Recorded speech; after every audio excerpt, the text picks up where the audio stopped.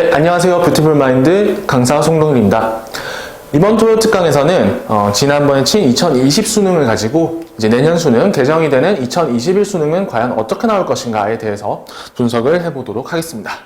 자, 2020 수능이 여러분들 문제는 한번 보셨죠? 네, 여러 가지 이제 평가들이 나오고 있고 문제풀이 강의도 이제 많이 보셨을 텐데, 먼저 제가 이제 집중해서 보려고 하는 것은 세 파트입니다. 첫 번째, 미적분과 확률과 통계에 주목하자. 아쉽지만 이제 기하와 벡터가 빠져버렸어요. 그래서 이제 기하와 벡터는 이제 보내주고, 이제 우리가 2021 수능에서 쳐야 하는 확률과 통계 그리고 미적분, 여기에 이제 조금 집중을 해야 되겠죠. 미적분 2죠. 과거 9개월 과정으로. 자, 두 번째는 2019년에 6월과 9월에도 역시 평가원 모의고사가 있었단 말이죠. 그래서 그때 나온 시험들과 수능에 실제로 나온 문제들 사이에 경향이 어떤 관계가 있느냐, 이런 것도 한번 집중을 해서 파헤쳐 볼 필요가 있습니다. 자, 그리고 마지막으로 2021 수능에 대한 평가원이 메시지를 구석구석에 숨겨놨을 거예요. 왜냐하면 개정되기 전 마지막 수능이다 보니까 이제 2021 수능을 준비하는 분들이 다 2020 수능에다가 집중을 할 거잖아요. 어떻게 나왔었나? 앞으로 어떻게 나오나? 분석을 하다 보면 평가원이 이런 의도를 가지고 이런 문제를 출제를 했구나. 또는 평가원이 앞으로는 이런 비슷한 유형의 문제는 안 내고, 하지만 강조하는 메시지라든지 이런 것들은 그대로 가져가고, 이런 거를 구별을 해가면서 잘 챙겨야 이제 다음 수능을 준비를 할 수가 있겠죠. 자, 그런 의미에서 이 세 가지 메시지를 보내드렸고, 그래서 21번과 30번, 29번은 제외를 했습니다. 그래서 킬러 문제 중에서 미적분 2에 해당되는, 이제 세교육 과정에서 미적분에 해당되는 21번과 30번에 대해서 문제를 한번 다뤄보고, 이 문제들이 어떤 의미를 가지는지 다시 한번 정리를 하는 시간을 가지도록 하겠습니다. 자, 21번 문제 보시면은, 자, 어떤 문제인지 한번 먼저 읽어보도록 하겠습니다. 실수 t에 대해서 y는 t, 2의 t제곱, x 위의 점에서 t, 2의 t제곱이라는 점이 있죠? 그래서 어떤 함수가 있을 때 거기서 이제 접선을 이제 만들어 보는 그런 작업을 해서 걔를 fx라고 하기로 합니다. 그래서 얘가 y는 fx다. 자, 그때 새롭게 만든 이런 함수가 있어요. y는 절대값 fx 플러스 k 마이너스 lnx. 중요한 식이니까 제가 크게 한번 다시 쓰도록 하겠습니다. 절대값 fx, 그 다음에 플러스 k 마이너스 lnx다. 자, 요런 함수가 양의 실수 전체에서 미분 가능하도록 이라는 그런 문제가 나왔는데요. 자, 지금 이 함수를 먼저 파악을 해야겠죠. 미분 가능 이야기를 따지기 전에 절대값 미분 가능 이야기가 나왔구나. 이걸 먼저 머릿속에 한번 기억을 해주셔야 되고, 절대값 미분 가능이 나오면 뭘 이렇게 신경을 쓰셔야 되죠? 절대값을 씌움으로써 미분 가능하던 함수가 미분 불가능으로 되어버리는 경우를 우리는 많이 경험을 했잖아요. 수학 2, 그러니까 9개월 과정 미적분 1에서도 많이 다뤘는 내용인데, 좌미분계수와 우미분계수, 좌미분계수와 우미분계수가 서로 다르면 그 점에서는 미분 불가능이 되기 때문에 절대값으로 인해서 이런 형태의 변형이 왔을 때는 요 점, 함수값이 0이 되는 점에서 미분 불가능할 가능성이 있다. 무조건 미분 불가능은 아니지만 미분 불가능할 가능성이 생기게 되는 거죠. 절대값을 씌움으로써.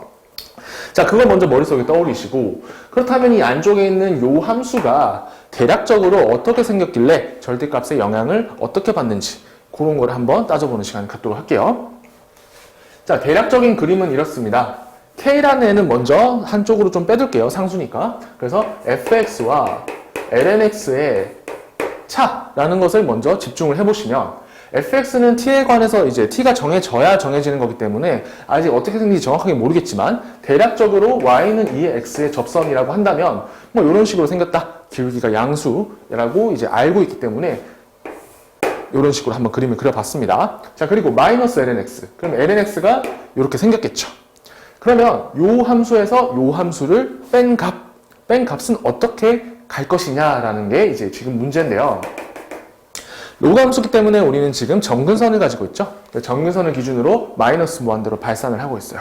그렇다면 요 값에서 요 값을 뺀 값은 결국 어떻게 됩니까? 무한대로 발산하게 되는 거죠. 왜냐하면 이쪽이 마이너스 무한대이기 때문에. 자, 그래서 여기서 여기를 뺀 함수는 처음 시작이 어떻게 된다? 무한대. 그래서 정의역 안에서는 어떤 형식으로 생겼냐? 이런 식으로 생겼을 거다. 이렇게 출발할 것이다. 이해할 수 있죠. 자, 그 다음에 차를 한번 봅시다. 차가 어떻게 변해가냐면요. 자, 차라는 게 점점 줄어들죠. 왜냐하면 중간에 있는 부분이 되게 좁기 때문에. 그래서 점점 줄어들다가 계속 줄어드는 게 아니라 자, 이걸 그래프를 조금 더 그려보시면 다시 그 차가 늘어난다. 그리고 그 이후로는 계속해서 늘어난다. 이런 개형을 머릿속으로 담을 수가 있겠어요. 자, 그러면 이렇게 감소를 하다가 어느 지점을 기점으로 다시 이렇게 증가를 하는 형태의 함수구나. 자, 여기까지 파악을 하셨으면 이 문제의 30%나 이미 해결을 하신 거예요. 그래서 이 함수의 개형이 이런 식으로 생겼구나라는 걸 머릿속에 떠올리셨다면 그러면은 문제는 30%는 해결이 된 것이다. 첫 도입을 굉장히 성공적으로 마쳤다라고 말씀드릴 수가 있겠습니다. 자, 그러면 이렇게 생긴 함수인데 절대값을 씌웠을 때 어떻게 되느냐? 이 그림만 가지고는 절대값을 씌웠을 때 함수가 어떻게 바뀌는지 알 수가 없어요. 왜? 누가 없기 때문에? x축이 없기 때문에. 그죠? 만약에 여기 x축이 있었다면 어떻게 됩니까? 절대값을 씌웠을 때? 그래서 절대값 씌운다 하더라도 변하는 게 없어요. 왜냐? 이미 모든 함수값이 다 양수였기 때문에. 그죠? 하지만 이 x축이 이렇게 좀 더 위쪽으로 들어간 경우라고 한다면 그럼 어떻게 됩니까? 여러분 다 그릴 줄 아시죠? 이 부분이 이렇게 튀어 올라오는 형태를 가질 것이기 때문에 그렇게 되면은 미분 불가능점이 생긴다. 어디? 여기와 여기에서 미분 불가능한 점이 생겨버리는 거예요. 그죠? 근데 문제에서 뭐라고 했습니까? 양의 실수 전체에서 미분 가능하도록 이라고 했죠. 이제 누가 등장을 하냐면 바로 우리가 이제 지금까지 살짝 무시했던 이 K라는 애가 드디어 이제 역할을 할 때가 된 거예요. 자, 어떤 함수에 상수 K가 더해져 있다는 건 어떤 의미죠? Y축으로의 평행이동을 의미하는 겁니다. 예를 들어서 Y는 X에서 Y는 X 플러스 1이 됐다면 Y축으로 1만큼 평행이동을 한 거잖아요. 그래서 여기서 말하는 K는 위아래로 움직이는 역할을 한다라고 생각을 해주시면 될 것 같아요. 자, 그렇다면 만약에 이 함수가 이런 식으로 그려져 있다고 할 때 얘를 미분 불가능점이 안 생기게끔 살려주는 K는 어떻게 해야 될까요? K가 평행이동을 열심히 잘 이끌어가서 함수를 어떻게 해줘야 된다? X축 기준으로 띄워주거나 또는 접해도 괜찮죠? 절대값 영향을 안 받고 미분 가능이 되니까. 자, 그래서 이렇게 생기거나 이렇게 생겨야 된다는 거예요.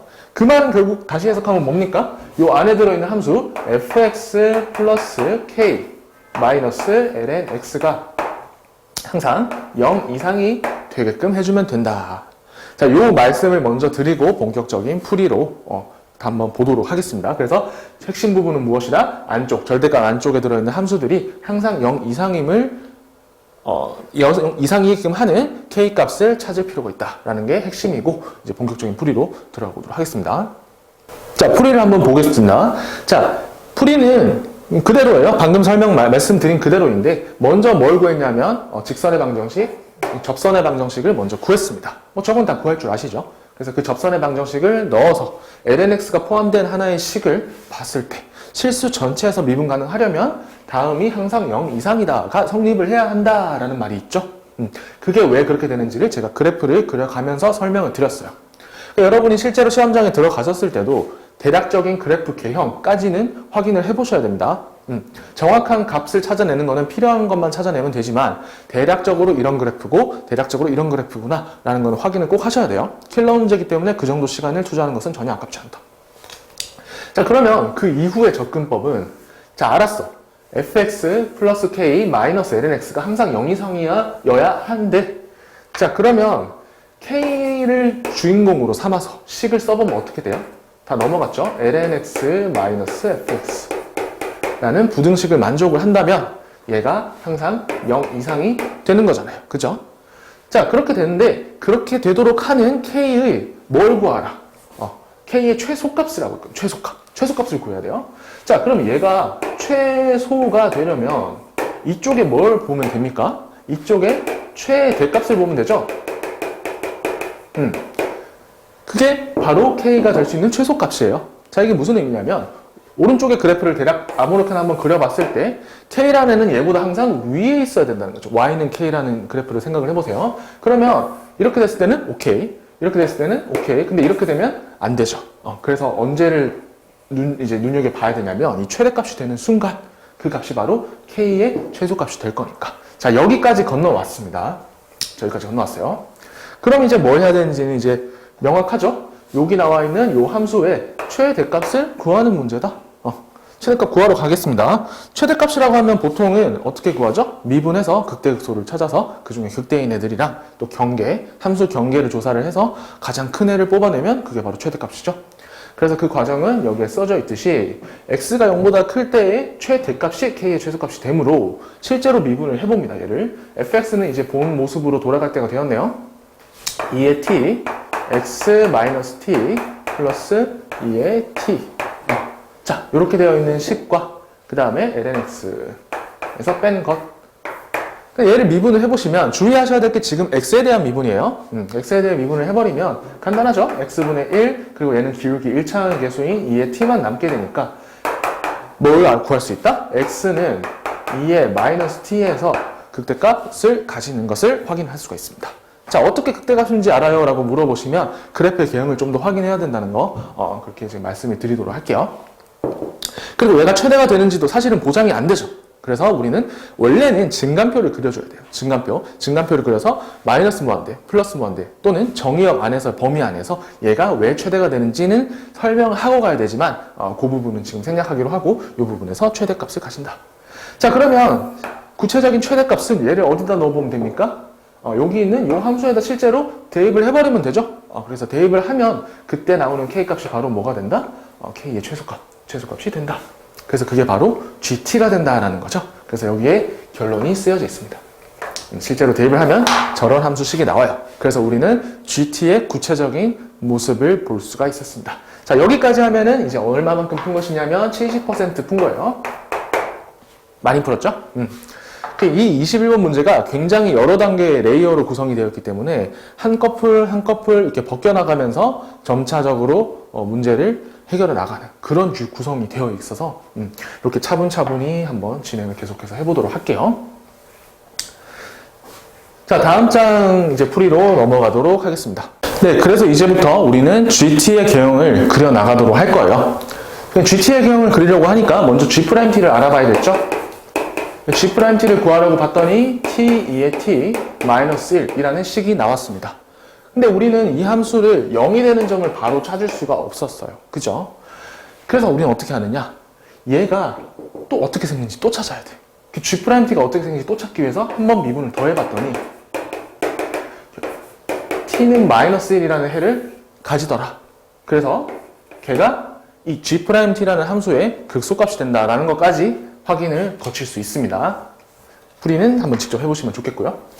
그래서 G'T의 개형을 지금부터 그리도록 할게요. 정보가 몇 가지 있는지 살펴볼까요? 먼저 t가 플러스 무한대로 갈 때 G'T는 어떻게 되느냐? 이쪽 둘 다 무한대로 가니까 G'T 역시나 무한대로 간다. 첫 번째 체크, 오케이. 자, 두 번째, t가 마이너스 무한대로 갈 때는 어떻게 되느냐? 마이너스 무한대로 가게 되면 이 부분이 지금 마이너스 무한대로 가고 이 부분은 또 0으로 가죠? 전체적으로는 마이너스 1로 가게 되는데 마이너스 1의 아래쪽에서 접근한다. 왜냐하면 얘네 덩어리가 0으로 가긴 하지만 부호 자체는 음수니까. 세 번째, 극소값을 하나 가지는데 t는 마이너스 1에서 극소값 g의 마이너스 1을 가진다. G'이죠. G'의 마이너스 1을 가진다. 이렇게 세 가지 정보를 가지고 그림을 그릴 수가 있어야 되겠네요. 자, 그래서 그린 그림이 바로 이렇게 돼 있어요. 마이너스 1이라는 점에서 마이너스 1, 마이너스 2분의 1이라는 극소값을 가지고 마이너스 무한대로 갈 때는 마이너스 1로 수렴을 하고 플러스 무한대로 갈 때는 쫙 이렇게 커진다. 근데 우리가 여기서 집중해야 되는 부분이 어느 부분이다? G'의 그래프 중에서 우리가 관심 있는 건 오로지 하나예요. 뭐? 부호 변화. 왜? 부호 변화가 있다는 뜻은 GT에 뭡니까? GT에 극값이 있다는 거죠. 글씨 너무 못 썼네. 그래서 극값이 있다는 거니까 저 부분에 우리는 집중을 해야 하며 이 부분의 값을 우리가 구할 수가 없었어요. 요거 구할 수 있었으면 애초에 이거 미분 안 하고 여기서 바로 알아봤지. 그죠? 그래서 모르니까 모를 때는 어떻게? 당황하지 말고 문자로 둔다. P라고 두시면 됩니다. 단 P가 범위는 대략 어느 정도인지 알아야 돼요. 플러스인지 마이너스인지 요 정도는 알아주셔야 되는 거예요. 근데 아까 여기다가 0을 한번 대입을 해보시면 마이너스 1이 나온 걸 확인할 수 있거든요. 어디에다가? G'에다가. 그러니까 아직 X축 덜 올라왔네. 0보다 오른쪽, 즉 양수인 지점에서 여기를 뚫고 지나가는구나 정도로 확인하시면 됩니다. 그래서 얘를 P를 0보다 크다라는 거를 챙기고 진행을 하도록 하겠습니다. 자, P라는 양수 범위에서 부호가 마이너스에서 플러스로 바뀌었죠. 그 말은 감소하다 증가한다. 즉 GT의 극소가 된다. G가 T는 P에서 극소를 가진다. 자, 요 정도만 알고 있으면 우리 다 끝난 거예요. 그러면 GT는 이제 지우도록 할게요. G'T는 지우도록 할게요. 이제 GT의 그래프를 그려가야 할 시점입니다. 그럼 다음 장에서 한번 GT의 개형을 그려보도록 할게요. 네, 드디어 GT의 개형이 나왔습니다. GT는 식을 다시 한번 떠올려 보면 증간표를 이제 여러분이 그리실 필요는 없어요, 사실. 증간표를 그리실 것까지는 없지만 여기는 해설이니까 제가 증간표를 그린 것이고 GT의 개형을 그리기 위해서 먼저 뭘 했습니까? 미분을 했죠? G'T. G'T가 부호 변화가 어떻게 되는지 확인을 해봤더니 어디서? P라는 점에서 부호가 마이너스에서 플러스로 바뀐다. 지금 요 말이 있었어요. 그 말은 감소하다가 증가하는 부분이니까 바로 GT 입장에서는 극소값이 되는 거죠. 그래서 G의 P가 극소값이 됨을 알 수가 있다. 자, 그리고 또 뭐 조사해야 된다 했어요, 아까 전에? GT의 T가 무한대로 갈 때랑 T가 마이너스 무한대로 갈 때 값이 어떻게 변하는지 확인해야 된다 했죠? 그래서 조사를 해보면 플러스 무한대로 가요. 이때도 플러스 무한대로 가요. 그래서 플러스 무한대와 플러스 무한대로 가니까 이 모든 정보를 종합해서 그림을 그리면 다 어떻게 된다? 이렇게 된다. 요전에 하나 확인해야 될 게 있죠? G의 P가 음수인 걸 확인해야 된다. 중요한 부분입니다. 그래서 G에다가 P를 한번 대입을 해보면 얘가 음수인 걸 확인을 하면 그래프 개형이 이렇게 나온다는 걸 확인할 수가 있어요. 여기까지 왔으면 90% 해결. GT의 그래프를 그리는 게 목적이었어요. GT를 가지고 계속 기억, 니은, 디귿에서 너 이거 만족하니? 이거 만족하니? 이렇게 물어볼 거였기 때문에 그린 순간 거의 끝났다고 보시면 됩니다. 자, 이제 하나 둘씩 보기로 하죠. 자, GT는 서로 다른 두 실근을 가지죠. 그리고 G'T는 음수인 구간을 가집니다. 따라서 적분값이 음수가 되는 구간 얼마든지 잡을 수 있죠. 뭐 이런 식으로 잡아주시면 이 부분에 적분값이 음수가 나오기 때문에 당연히 참이다. 이렇게 설명드릴 수가 있겠고. 자, 니은 한번 볼게요. G에서 또 어떤 정보가 있냐면 GC가 만약에 0이라고 한다면 그럼 진짜 대입을 해서 0이라고 하면 돼요. 실제로 대입한 식이 이거죠. 2의 C, C-1, C-1은 0. 그때 이게 만족한다면 2의 마이너스 C, G의 마이너스 C를 대입을 했을 때도 0이 되느냐? 이거는 그래프랑 상관없어요. 순수하게 GT에다가 식을 잘 변형을 하면 얘도 또한 0이 되는 것을 확인할 수가 있습니다. 얘는 그래프랑 상관이 없다. 하지만 니은이 중요한 부분이 있죠? 뭐가 중요하냐면 디귿을 해결할 때 중요하게 됩니다. 그래서 여러분이 기억, 니은, 디귿 문제를 풀 때는 특히 평가원 문제, 수능 문제일수록 기억, 니은, 디귿 사이의 연관성을 특히 잘 유심히 보셔야 돼요. 그래서 생각 못했던 것이 밑에서 쓰여서 그래야지 풀리는 그런 형태의 문제가 나오거든요. 잘 만든 문제일수록 그렇습니다. 자, 그래서 G의 마이너스 C가 0인 걸 확인했는데 얘를 가지고 디귿을 볼 거예요. 자, 기억도 참이었고 기억 참, 디귿도 참이었거든요. 그러면은 이걸 가지고 마지막 이제 선택지 디귿을 보도록 합시다. 자, 여기서 말하는 M값이라는 것은 적분값이었어요. 그죠? 적분을 쭉 해서 나온 값이 최소가 되어야 된다. 근데 적분값이 최소가 되려면 마이너스이면 좋잖아요. 그죠? 마이너스이면 좋은데 내가 이렇게 잡았어, 적분값. 그럼 마이너스 얼마가 나오겠지.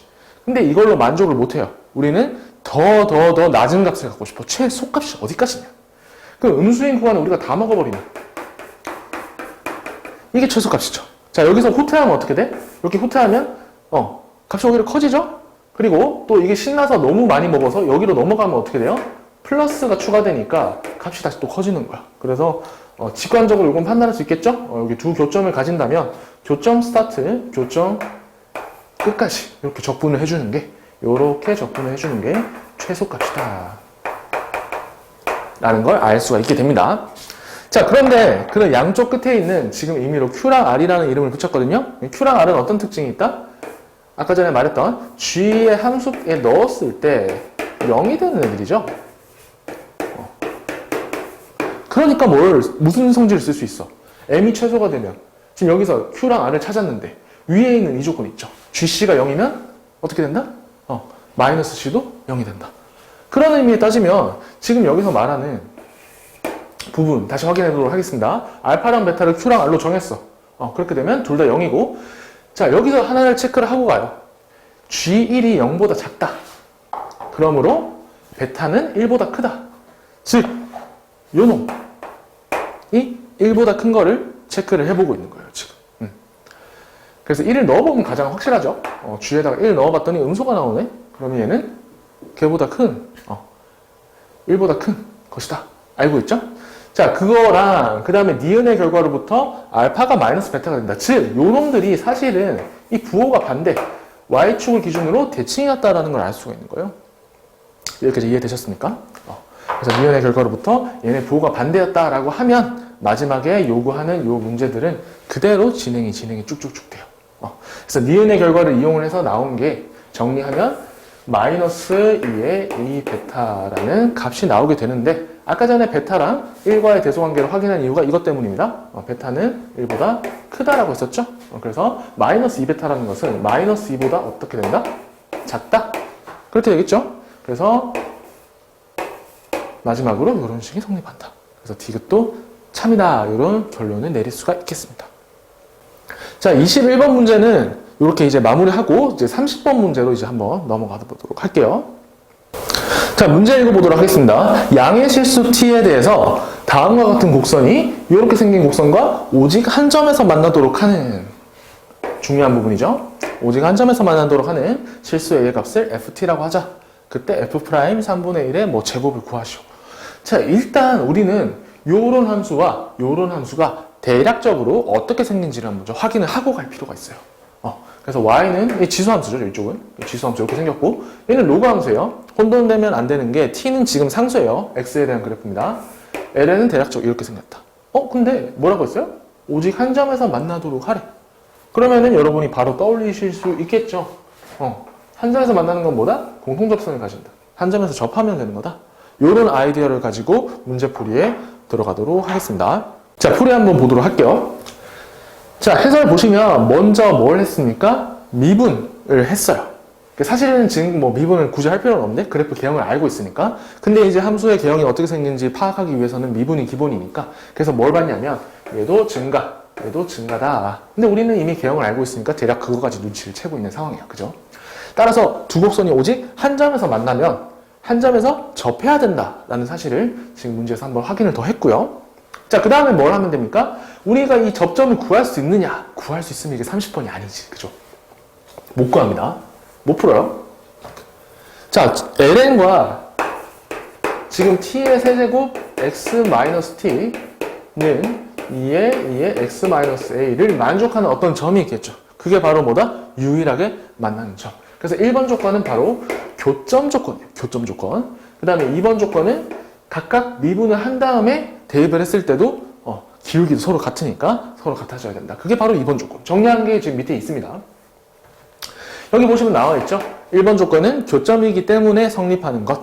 2번 조건은 지금 접점이기 때문에 성립하는 조건. 그래서 지금 우리는 x좌표를 모르기 때문에 애초에 알파의 t라고 두고 진행을 하도록 할게요. 그냥 알파라고 하지 않고 알파의 t라고 둔 이유는 t값이 변함에 따라서 접하게 되는 x좌표는 달라질 거기 때문에 그래서 t에 대한 함수라는 것을 강조하기 위해서 이렇게 알파의 t라고 쓰고 있는 겁니다. 자, 접점의 알파 좌표가 이제 도입이 되는 거를 여러분이 이제 두려워하면 안 돼요. 알파라고 새로운 문자 두는 거 무서운데? 그냥 나는 방정식 갖다 해서 풀어서 그거 딱 대입해서 미분해서 대입해서 서로 같다. 이런 문제 많이 풀어보셨겠지만 미지수를 도입하는데 두려워해서는 안 된다. 특히 킬러 문제에서는. 그래서 이 문제는 제가 누차 강조했던 2019년 강의에서 제가 굉장히 많이 강조했거든요. 음함수 형태, 합성함수 형태 이런 형태 문제 무조건 나올 거다. 수능에서도. 왜냐? 6월과 9월과 7월과 뭐 계속 나왔으니까. 근데 제가 30번은 나올 줄은 몰랐는데 어쨌거나 한 문제 나왔죠. 그래서 이렇게 당당하게 도입하고 주어진 식으로부터 원하는 정보 충분히 구할 수 있다. 그러니까 요게 t에 관한 식으로 깨끗하게 나오지 않더라도 당황하지 말라. 이런 내용을 많이 강조 드렸을 거예요. 그래서 그 강의를 이제 열심히 들었던 분들이라면 바로 알파 또는 p 문자는 뭘로 두든 상관없죠. 그걸로 두고 시작했을 것이라고 믿습니다. 자, 그러면 저 두 식을 어떻게 활용해 나갈지 지금부터 다음 풀이를 한번 보도록 할게요. 네, 그러면 이 두 식을 이제 이용을 해서 본격적으로 우리가 필요한 식들을 뽑아내도록 하겠습니다. 자, 1번과 2번을 연립하면 어떤 식이 나오냐면 잘 정리를 해주시면 이런 식이 나와요. t는 알파의 t 마이너스 t분의 1이라는 이런 식이 나오게 돼요. 근데 이 식은 모든 t에 대해서 성립하는 거예요. 항등식. 따라서 양변을 미분해도 된다라는 거. 그래서 양변을 미분해 보시면 어떻게 됩니까? ln 미분 때문에 알파 프라임 t 마이너스 1이 되고요. 우변은 알파의 t 마이너스 t의 전체 제곱 분의 1 마이너스 알파 프라임 t. 자, 이런 식을 우리가 얻게 됐어요. 그러니까 이제 얘를 풀 수 있어요. 왜냐하면 얘랑 0이 되거나 또는 0이 아니라면 날려가지고 나머지 값 정리하거나. 그래서 뽑아낸 결론이 뭐냐면 알파 프라임 t가 1이거나 알파 t가 t 마이너스 1이다라는 두 가지 정보를 얻을 수 있게 됩니다. 근데 둘 중에 뭘까? 둘 중에 뭘까를 여러분이 이제 판단을 해주셔야 되는데 알파 t가 뭔지 다시 한번 돌아가 봅시다. ln 함수 점근선과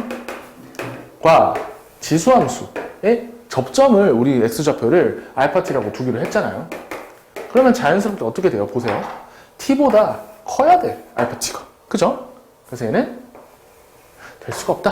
넌 아니야. 이렇게 빼버리시면 되겠고, 이제 얻는 정보는 바로 이 정보가 되겠는 거죠. 자, 알파 프라임 t가 1인 걸 찾았어. 그러면은 이 관계식은 이제 할 일 다 했거든요.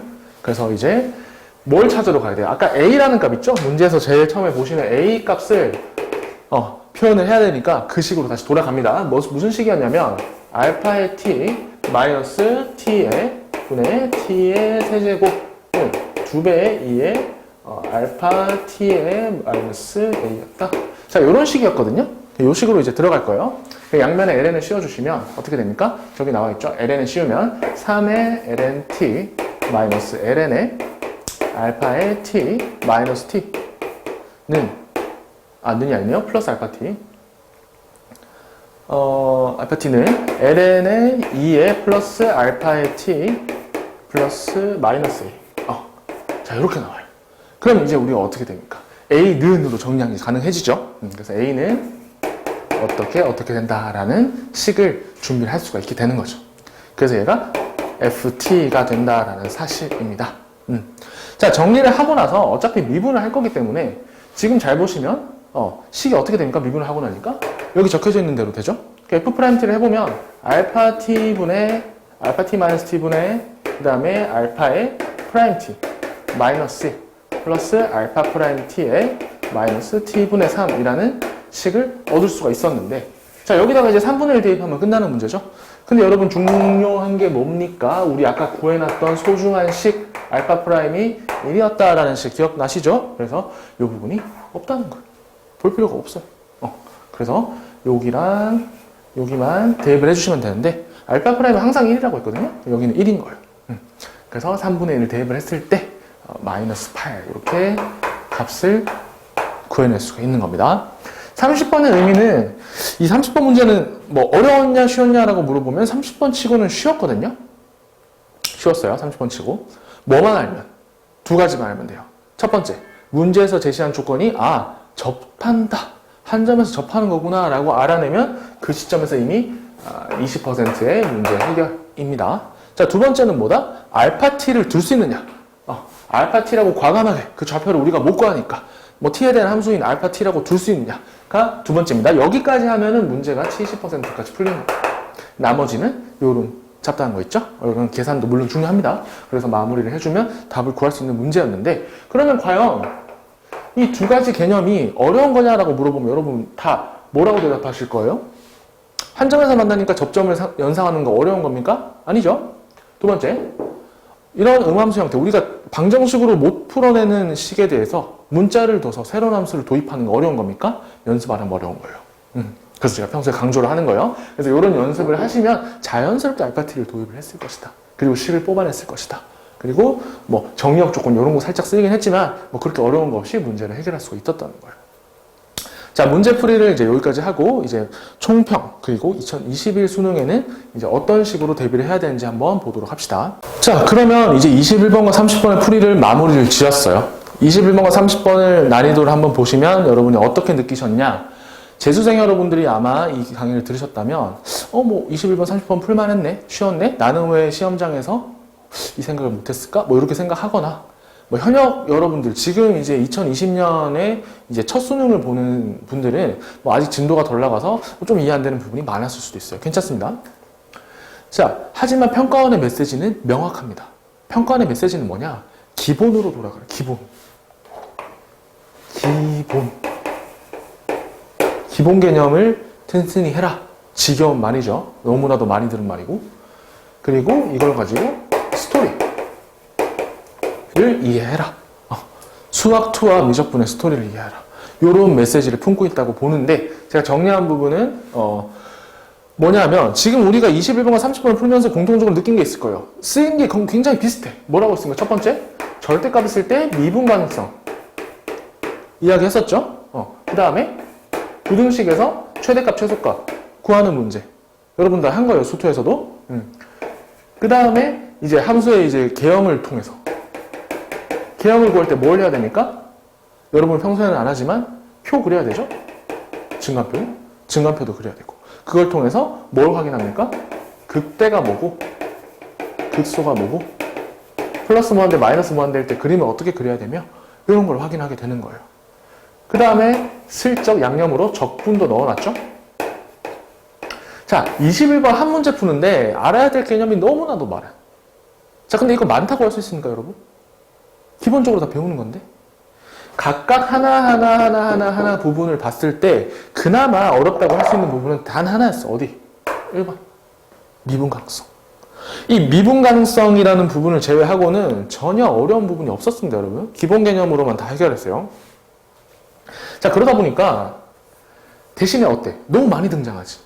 너무 많이 등장하니까 여기 있는 단 하나라도 허투루 알고 있다면 진행이 안 된다는 거예요. 킬러 문제의 앞으로의 특성을 보여주고 있는 거예요. 자, 30번도 한번 볼게요. 30번 뭐였습니까? 맨 처음에 접할주구. 한 점에서 만난다? 접한다를 떠올릴 수 있냐? 공통접선이라는 개념을 떠올릴 수 있느냐? 두 번째, 알파t의 도입. 알파t라고 과감하게 놓고 풀이를 진행할 수 있느냐? 세 번째, 각종 미분.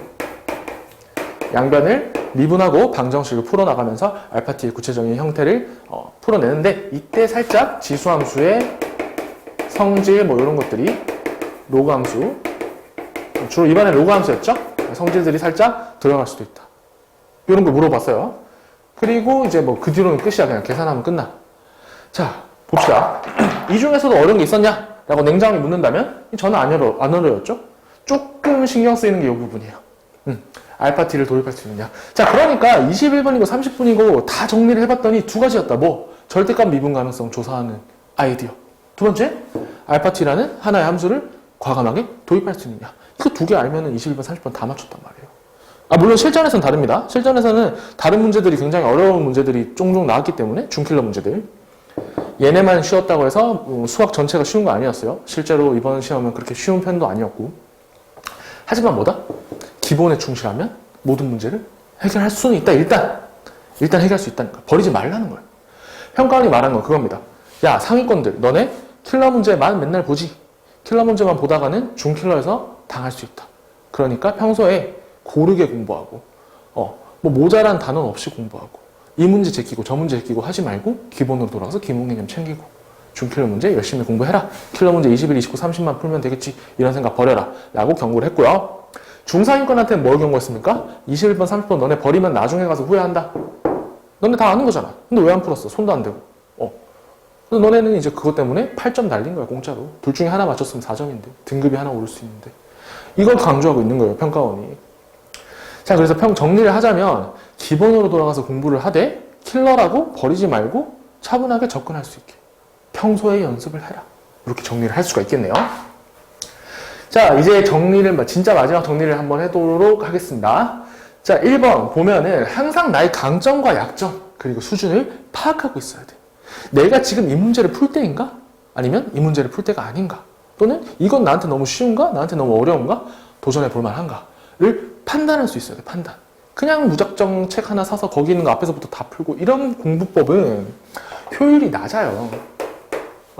그래서 항상 여기 내가 어디에 있는지, 내가 어느 위치에 있는지, 내가 뭘 못하는지, 내가 뭘 잘하는지를 잘 알고 있어야 공부를 하나를 하더라도, 10문제를 풀더라도 나한테 맞는 문제에 더 집중하고 내가 주의를 해야 될 약점인 부분을 뭔지를 걸러내서 거기에 더 집중할 수가 있다는 거예요.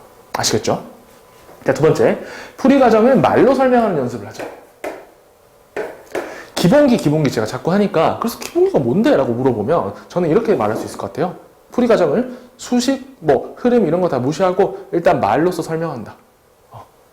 요런 설명을 하는 거는 특히 어디서 들어가냐면 수투에서, 미적분에서 많이 나와요. 말로 설명하는 문제가. 예를 들면 그런 겁니다. 이런 예시를 하나 들게요. 4차 함수가 있는데 얘가 극대값을 가질 조건을 구하시오라는 문제. 여러분 많이 보셨을 거예요. 근데 얘는 말로 풀어라 하면 저는 이렇게 설명할 수 있습니다. 자, 4차 함수가 극대값을 가진다는 것은 4차 함수의 개형이 몇 가지가 있는데 극대값을 가지는 케이스는 이런 경우밖에 없다. 나머지는 이렇게 생겼거나 이렇게 생겼거나 그런 식이다. 최고차함수 양수일 때. 그러면 이렇게 생기려면 어떻게 해야 된다? 극값이 3개가 있어야 되며 그러면 도함수인 3차 함수는 어떻게 돼야 돼요? 서로 다른 세시근을 가져야 된다. 3차 함수가 서로 다른 세시근을 가지는 거 두 가지 케이스. 하나는 인수분해에서 정리하는 방법과 하나는 극대 곱하기 극소를 해서 부호가 반대임을 보이는 것. 이런 식으로 말로 설명할 수 있느냐는 거죠. 근데 사람들은 이 문제를 그냥 기계처럼 풀어 그냥. 미분한 다음에 극대 극소 곱해서 음수가 된다. 말로 설명할 수 있느냐고. 말로 설명. 나한테 말로 설명. 손 하나도 까딱 안 하고 말로만 설명해서 나는 이 답을 맞춘 거나 다름없어요. 이 정도면 설득됐죠? 라고 말할 수 있어야 돼요. 4차 함수의 개형이 있고 3차 함수 미분하는 도함수가 서로 다른 세식을 가져야 되니까 만약에 인수분해가 되는 꼴이라면 인수분해로 접근해서 서로 다른 세식은 가질 조건 판별식 적용을 하겠다. 또는 극대값 극소값을 쉽게 표현할 수 있다면 곱해서 음수가 되는 범위를 풀어내면 결국 3차 함수는 서로 다른 세식은 가지고 도함수니까 그렇다면 4차 함수는 극소, 극대, 극소를 이제 가지게 되니까 극대값을 갖게 되는 조건을 만족하게 됩니다. 이렇게 말로 설명할 수 있어야 된다. 말로. 손으로 푸는 거 여러분 너무 익숙해져 있어요? 왜 여러분이 그러는데 익숙해졌냐면 내신 시험에서 다 말로 구술로 하는 겁니까? 아니면 손으로 써서 답을 찍는 거예요? 답을 찍는 거잖아. 그러니까 여러분이 평소에 답을 찍는 데는 너무 잘하고 있는데 머릿속에서 정리가 안 된 거지. 맞췄는데요? 맞춘 거랑 아는 거랑 같은 겁니까? 맞춘 거랑 아는 거 다른 거예요? 답이 맞은 거랑 여러분이 알고 있는 건 다르단 말이죠. 그래서 풀이 과정을 말로 설명하는 연습을 평소에 해두시면 좋습니다. 어떻게 하면 되냐면 내가 한번 다 풀어보고 손으로 풀어보고 그래서 풀이 과정 안 보고 이 문제는 이렇게 과정을 거쳐서 푸는 거였어. 그러면 이번 21번 문제 나왔을 때 어떻게 합니까?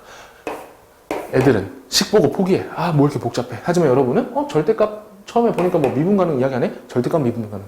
절대값 미분 가능이면 이런 개념을 적용해야 되겠구나. 적용 하나 뽑고 그 다음에 부등식인데 K값이 최대값을 조사해야 되네? 그러면 오른쪽에 있는 최소값 조사하는 문제. 그런 유형 나 풀었었지. 맞아. 그래서 얘의 최대값 구해서 얘의 최소값 찾는. 안 되네요? 그래서 하나하나씩 대응을 하는데 전혀 무리가 없어요. 평가원은 이걸 강조하고 있는 겁니다. 평상시에 기본기, 머릿속에 깨끗한 정리, 말로 설명할 수 있는 능력. 이렇게. 그래서 2번을 강조를 한 거고요.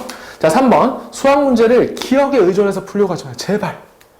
여러분 이거 문제 막힐 때 뭐라고 하냐면 이 문제 풀었는데? 제일 하면 안 되는 말입니다. 어떻게 풀었지? 어떻게 풀었지가 아니에요. 여러분 문제를 막혔을 때 어떻게 풀었지라는 말을 하면 절대 안 돼요. 뭐라고 해야 되냐면 이 문제는 뭘 써야 되는 걸까? 무슨 개념을 써야 되는 걸까? 이걸 떠올려야 돼. 이거를. 근데 이렇게 되는 이유가 있지. 왜? 또 내신 시험 때문에. 내신 시험은 기억에 의존해서 풀어야 돼요. 비슷한 문제 숫자 바꿔서 나오거든요. 풀과정 머릿속에 다 입력돼 있으면 정해진 시간 40분, 50분 이 짧은 시간에 그 많은 문제를 기계처럼 따다다다닥 풀어야 좋은 점수 나와요. 내신 성적 잘 받아요. 수능은 다릅니다. 내신에는 이런 문구가 유효해요. 어쩔 수 없어요. 그건. 수능에서는 전혀 아니다. 수능에서는 기억에 의존해서 풀면 안 돼요. 왜? 수능에는 지금까지 나온 문제가 안 나와요. 그죠? 새로운 유형이 나온단 말이죠. 그래서 막혔을 때 통째로 풀이 과정을 그대로 갖고 와서 풀면 빠르긴 하지만 그런 문제 안 나온다고 수능에서. 그러니까 기억에 의존해서 풀지 말고 평상시에 연습을 좀 해야 돼요. 평상시 연습. 평상시에 요 개념 무슨 개념을 쓰면 좋을까? 내가 갖고 있는 이 수많은 무기 중에서 수투와 미적분을 공부하면서 배운 이 수많은 무기 중에서 이 문제를 해결하기 위해서 가장 잘 드는 칼들을 뽑아서 바로 썰어내야 된다. 그 문제를. 그런 연습을 평소에 하셔야 된다. 근데 무조건 이제 최단거리 이거 루트 외워서 풀려고 하면 안 된다는 거예요. 풀이 과정 절대 외우지 마세요. 자, 마지막 4번입니다. 뻔한 길이 가장 빠른 길이다. 자, 이게 무슨 말이냐면 뭐 공부법 중에서 성적을 단순 이제 짧은 시간에 좀 빨리 올릴 수 있는 공부법들이 있죠. 예를 들면 뭐 몇 가지 공식을 암기한다든가 좀 마이너한 공식들, 또는 내신 시험에서 이제 비슷한 유형들, 유형 위주의 접근, 유형서 많죠. 그래서 그런 걸로 공부를 한다거나 하면은 점수를 단기간에 빨리 올릴 수는 있어요. 제가 인정하는 것은 내신 시험 대비할 때는 그런 식의 공부도 의미가 있습니다. 충분히 효과가 있어요. 하지만 수능에서는 아니라는 거야. 수능에서는 뻔한 길, 뭐 개념 확인하고, 그 개념이 응용되는 기출문제 확인하고, 그 개념이 좀 더 심화돼서 나온 문제 확인하고, 단원별로 정리된 교재를 쓰면서, 그래서 단원과 난이도별로 나눈 후에 걔네들을 밑에서부터 천천히 들어가는 거예요. 쉬운 문제 3점, 쉬운 3점, 어려운 3점, 쉬운 4점, 어려운 4점, 킬러 문제까지. 차분하게. 그걸 누가 몰라. 쉬운 거부터 어려운 거 하는 거 다 알잖아요. 그죠? 그리고 내가 약한 거 먼저 채워야 되는 거 누가 몰라. 개념 모르면 다시 돌아가서 확인해야 되는 거 누가 모릅니까? 근데 안 하잖아. 왜? 나 고3인데. 내가 이런 걸 하고 있어야 되겠어? 지금 당장 지금 실전 연습, 실전 모의, 실전 연습 30문제짜리 시간 맞춰서 풀고, 시간 맞춰서 점수 내고, 또 풀고, 또 풀고, 또 풀고 이래야 될 것 같은데? 아니에요. 절대 착각하지 마세요. 뻔한 길대로 가야 돼. 정도로 가야 돼. 정도. 어디서는? 수능에서는. 내신과 다릅니다. 내신 대비와 다르다는 걸 제가 여러 번 강조하죠. 그렇게 제가 강조한 이유는 그것 때문이에요. 1학년, 2학년 때 여러분이 계속해서 내신 대비를 해왔기 때문에 그게 여러분 몸에 배어있을 것이다. 어쩔 수 없다. 그래서 제가 거기까지 인정을 하고 이제부터 수능 대비를 할 때는 정도를 걸어줘야 된다. 정도, 기본기 정도. 그러면 방금 보셨던 21번, 30번 문제 얼마든지 풀 수 있어요. 여러분이 한 2등급의 포텐셜이 있으면 이제는 21번, 30번 문제 다 풀 수 있게 출제할 겁니다. 자, 그래서 정리하자면 이제 다음 수능이 어떻게 나오냐면 2020 수능과 비슷하게 나오면서 아주 어렵게 나오지 않을 거예요. 새 교육과정이기 때문에 아주 어렵게 나오지 않을 거예요. 그래서 여러분이 1번부터 30번까지 모든 문제를 푼다라고 생각을 하고 접근을 하셔야 돼요. 여러분이 지금 2등급 정도 수준이라면 모든 문제 다 풀 수 있어요. 시간 안에 푸는 건 별개의 문제지만, 또 다 실수 안 하고 맞추는 건 별개의 문제지만, 어쨌거나 여러분 모든 문제가 이제 여러분과 싸우는 대상이다. 여러분의 적이다. 21번, 30번도 이제 여러분의 적이 된 거예요. 또한 평상시에 기초 체력 급해요. 이제 이럴 시간이 없어요. 아닙니다. 여러분 절대 급하지 않습니다. 3월이고 6월이고 기본 개념이 약하면 그 부분을 다시 복습을 하셔야 된다는 거. 이 두 부분을 이렇게 강조를 하면서 특강을 마무리하도록 하겠습니다. 감사합니다. 저는 뷰티풀 마인드 강사 송동이었습니다.